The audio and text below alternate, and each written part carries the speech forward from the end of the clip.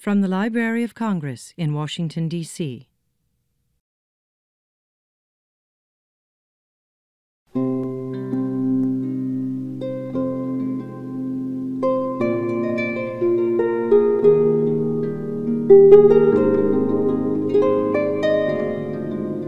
Once upon a time, in a land far, far away, there was a beautiful princess named Snow Byte.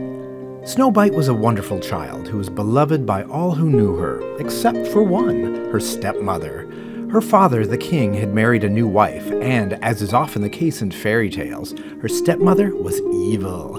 In fact, she was evil because she was actually a sorceress named Obsolescence. But the king didn't know that. He wasn't a very observant king. Obsolescence was not only evil, she was also shallow. She was obsessed with being the most beautiful woman in the entire kingdom. She created an enchanted smartphone with a magic mirror app that would tell her who was the fairest in the land. One day, Obsolescence looked at her magic mirror app. Mirror, mirror on the phone, who's the fairest in the town? You are fair, my queen, this is true, yet Snow Byte is fairer than you. Furious with this news, Obsolescence grew determined to kill Snow Byte. She used her enchanted smartphone to make all of Snow Byte's digital files inaccessible by destroying all of her storage media.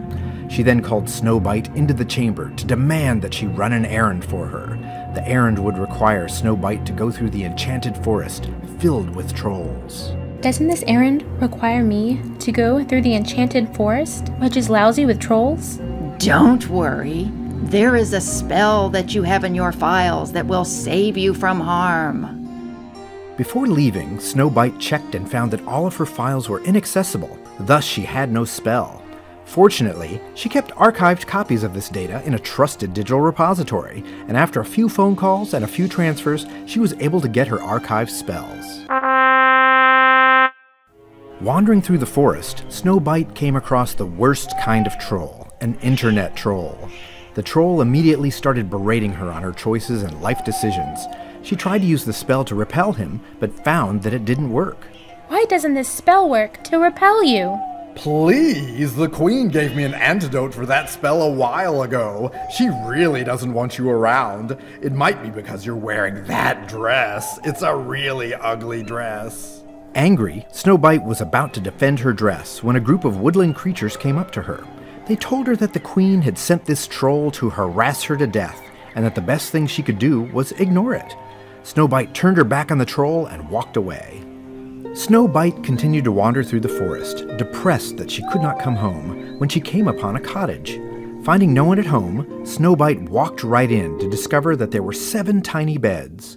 She noted that on each bed was the name of a different file format. There was WARC, TIFF, TXT, PDF, JPEG, MPEG, and of course, DOC. Shocked by the unsanitary manner in the cottage, even for developers, Snow Byte immediately started organizing and cleaning, with the help of some random woodland creatures that followed her around.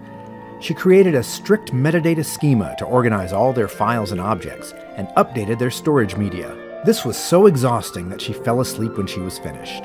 When the 7 formats came home from data mining, they were shocked to see the cottage so clean and a girl in the house. They woke her up and demanded she explain herself. Then Snow Byte told them all about her wicked stepmother, and the formats voted to let her stay. Obsolescence, upon finding out that her rival was still alive, grew so angry that she decided to kill Snow Byte herself. She disguised herself as an old woman and programmed a poisoned app on her enchanted smartphone that would cause Snow Byte to fall into a coma.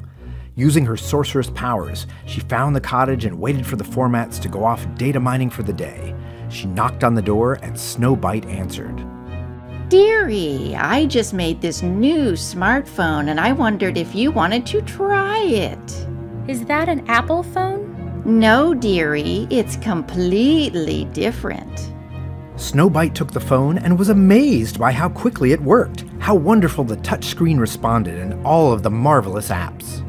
Now try this app, dearie. I think you will love it. Obsolescence pointed to the poisoned app.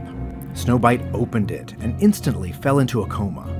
Obsolescence was so pleased with herself that she wrote a note saying that she had successfully killed Snow Byte and that the 7 formats could do nothing about it. She skipped all the way home, only to fall off a cliff and die.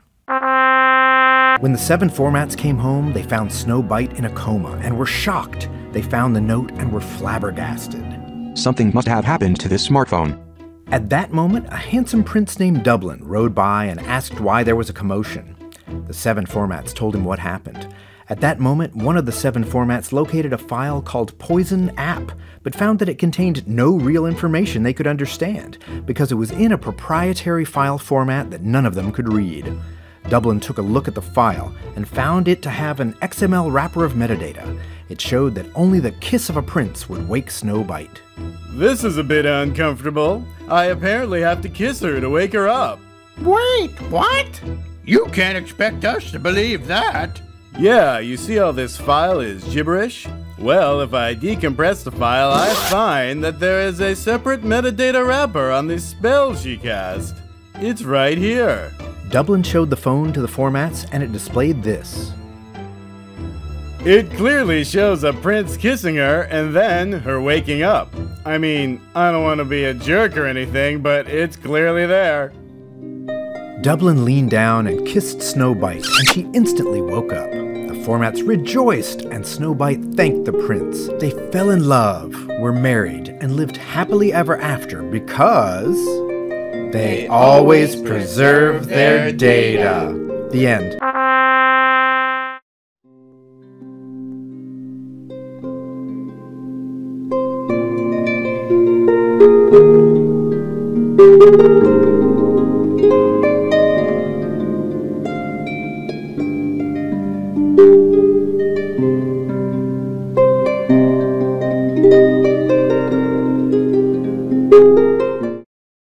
This has been a presentation of the Library of Congress. Visit us at loc.gov.